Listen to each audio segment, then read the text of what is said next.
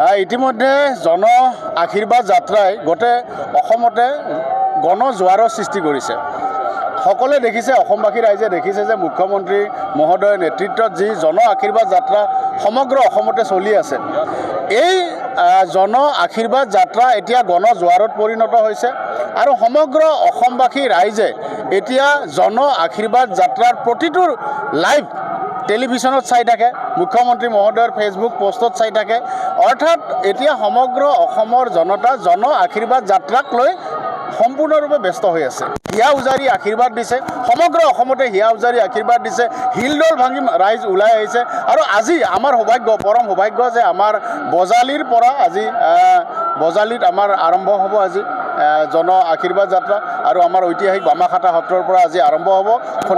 সমাগম হ'ব সমগ্ৰ আজি পথত আপোনালোকে দেখিব কেৱল মানুহ, জনসমুদ্ৰ, জনতাৰ সাগৰ, কেৱল ৰাইজৰ সাগৰ, মানুহৰ জনতাৰ একত্ৰিত অঞ্চলৰ পৰা ৰাইজ ইতিমধ্যে ওলাই আহিবলৈ লৈছে।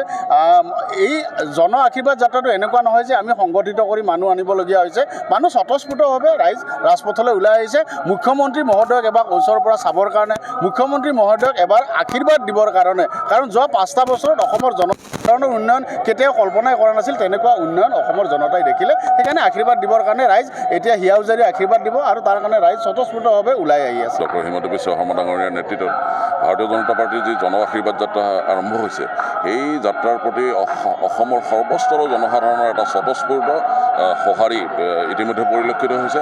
আৰু একেধৰণে আজি বজালীবাসী উৎকণ্ঠিত হৈ আছে, আকুল হৈ আছে মাননীয় মুখ্যমন্ত্ৰীগৰাকীক আদৰিবলৈ। আৰু আজিৰ এই জন আশীৰ্বাদ যাত্ৰাৰ পৰাই নিশ্চিতভাৱে আজি যিহেতু সামৰণিৰ দিন প্ৰথম পৰ্যায়ৰ জন আশীৰ্বাদ যাত্ৰাৰ, গতিকে ইয়াৰ পৰা এটা সমগ্ৰ অসমলৈ বাৰ্তা আমি প্ৰেৰণ কৰিবলৈ চেষ্টা কৰিছোঁ। আমাৰ কাৰ্যকৰ্তাসকলে দিনে নিশাই কষ্ট কৰিছে আৰু একে সময়তে কিন্তু ৰাইজৰ তৰফৰ পৰাও স্বতঃস্ফূৰ্ত সঁহাৰি লাভ কৰিবলৈ আমি সক্ষম হৈছোঁ। গতিকে বজালীবাসীয়ে আজি এটা অত্যন্ত ইতিবাচক বাৰ্তা অসমবাসীলৈ প্ৰেৰণ কৰিবলৈ সক্ষম হয়। চক ঐতিহ্যমণ্ডিত যি বামাখাটা সত্ৰ, এই বামাখাটা সত্ৰৰ লগত আমাৰ বজালীবাসীৰ আৱেগ জড়িত হৈ আছে।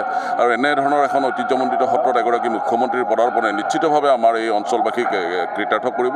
আৰু একে সময়তে সত্ৰ পৰিচালনা সমিতি বা সত্ৰ পৰিয়ালৰ লোকসকলেও তেখেতসকলে আগ্ৰহেৰে বাট চাইছে মাননীয় মুখ্যমন্ত্ৰীগৰাকীৰ পদাৰ্পণলৈ আৰু এক অকুণ্ঠিত সমৰ্থন ইয়াৰ পৰাই প্ৰকাশ কৰিবলৈ এই অঞ্চলৰ জনসাধাৰণো প্ৰস্তুত হৈ আছে।